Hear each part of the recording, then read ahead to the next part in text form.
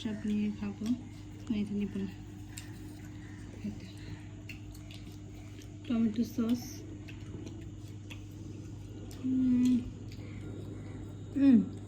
মজা।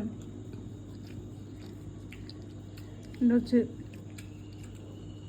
মরিচের green chilli, এটা মোটামুটি, এটা আরো মজা লাগে না।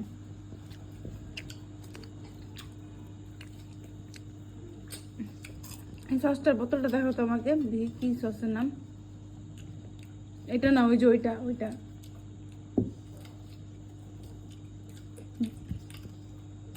Sweet chilli sauce. সরাবো এখানে, সরাবো এখানে রাখতে বলি।